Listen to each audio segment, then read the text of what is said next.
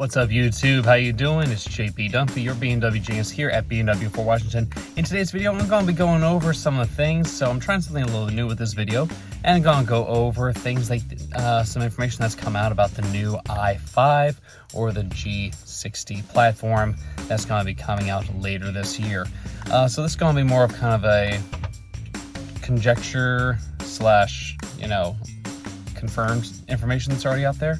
I've got about 4 different things that are in front of me here, so I can kind of gain information from where I can. So if you see my eyes dying around, that's where I'm going to make sure I'm getting the right information from the right sources and make sure that I'm giving you everything that we have here. So the main thing that's happening, after a long time, the 5 Series is finally getting an update and a completely revamp from itself. For the first time ever, it's going to actually be getting not just gas-powered and plug-in hybrid, but also full electric, meaning that the i5 is going to be something coming out that's supposed to be coming out in 2 different flavors, is the i5 M60 as well as the i5 eDrive 40 or xDrive 40, depending on how you want to look at it. I'm not sure yet if that'll be a rear-wheel drive one or an all-wheel drive one. I assume they'll have options for both, but it'll probably similar to how the i4s come out. It'll probably come out starting as just a rear-wheel drive version for the eDrive 40, and then potentially later get an all-wheel drive version, an xDrive version of that 40 model itself. There have been a couple rumors that there might be a i4 xDrive 40 coming out later this year. We'll see if that actually happens, but again, this is mainly about the 5 Series coming out. So let me check this. Pictures. I'm gonna post some of those in this thing as we go. So I guess the main thing I want to go over is, if you don't know about this, BMW does a whole bunch of testing for their cars as they come out. They take it to Sweden for snow testing. They take it to arid to dry areas for hot testing. There have been a couple things that have been coming out, especially with the i5, that I find especially entertaining. So they have a newer integrated heat pump, as well as so it'll be heating and cooling, not just for the interior, but also for the battery and the electric drive themselves.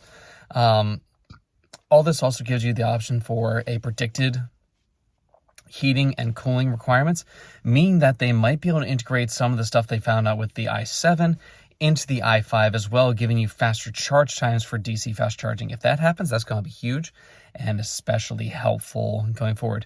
Let's see here, BMW News, I got it right here in front of me. So, yes, that's what I'm looking at right now. Of course, I already mentioned stuff about that. Oh, Adaptive Suspension Professional, including electronically controlled dampeners. So that system is going to be absolutely essential. It's going to be a standard option or a standard feature in the M50 version of i5, as well as an optional version in the eDrive 40. And basically what that does is that makes everything that... so you usually think of things as lateral ways of doing it, but this is instead a vertical dynamic management system, meaning that most cars, you think management system goes left to right, one wheel to the other side, as well as front to back. But this one takes into account vertical movement.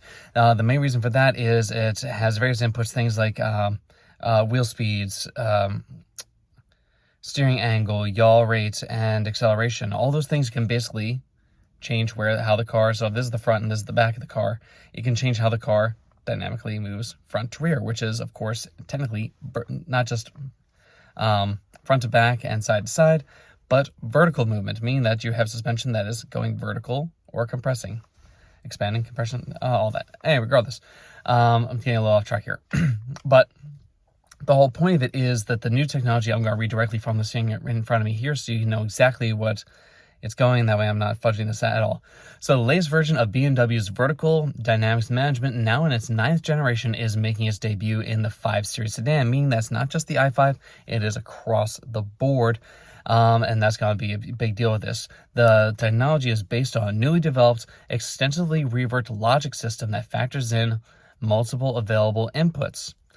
Just like I just mentioned, things like wheel speeds, steering angle, yaw rate, and acceleration to establish the ideal damping forces for the car. So the system no longer needs to calculate it based on mathematical models, but instead can use but instead favors the physical calculations based on direct driving data that's happening right now. So it's no longer like sort of a table of, oh, A and B means that we do C. Nope, it's now going to be like, well, this road might be a little bit different than what's normally in there. You might have a slight more of a yaw. You might have some more yaw happening at this point and that point. Rather than having a gigantic table, making it calculate harder, it can actually do it in real time for your car right now, which is kind of awesome. Like, seriously, it's really amazing. That also means that it's going to make all body movements extremely well controlled. It's going to give you better suspension response in every single driving situation, meaning that not only can the car be more comfortable, but it can also be more sporty and be completely adjustable for that. So the whole adaptive suspension basically ensures that it does that and can give you that kind of business plush ride. Comfort levels that'll probably be close to around the 7 Series in terms of how comfortable it is, whilst giving you sporty and agility that you expect from the 3 Series. So before, in the previous generation, it's sort of like you had your sports sedan, which is the 3 Series and 4 Series. They do their thing, smaller ones that are tightly more knit. And then you have the 5 and 7 being the more grown-up, more, comfort-based. Now, it can kind of do both at the same time, which is really important, especially going for super impressive dynamics. The other major update that we have, let me go to my other source right here, is highway assistant and active lane change with eye activation. Meaning that if you haven't seen my previous video, I did a video about this on how driver or highway assistant works.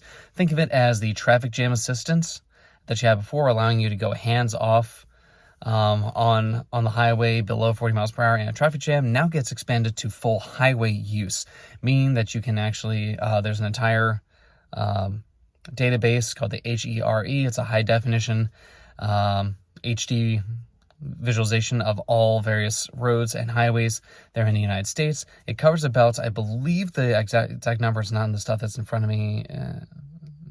Nope, not in that one. Nope, not that. Okay, so if I'm pulling this off the top of my head, I believe it was somewhere around 92%, I think. Or was it 89%? Either way, 89 or 92% of the major highways in the United States are mapped in this already, with it only expanding as time goes on. Since it's cloud-based information, that gets to your car, remotely, giving you more usability in more situations, just as time goes on. So as it gets smarter, the car gets smarter. Awesome stuff. It is still hands-free driving up to 85 miles per hour when in traffic conditions, low speed allow, and now adds active lane change with eye activation, meaning that now you can add, because before if you want to do a lane change, you had to touch the physical steering wheel and make sure it knew you were there. You did the turn and you did the quick touch, and it will lane change for you. Now, supposedly, and I'll believe this when I actually see it, but supposedly that the rumor that it has is now will be eye activated, where if you have that, you look over it and it'll be able to tell if you're looking straight ahead, or if you'd say, check blind spot. Blind spot, if you, I'm not sure if it'll work on look at the blind spot twice and it will do it, or what, but it'll give you the option to hands-free, using your eyes to activate it, be able to change lanes.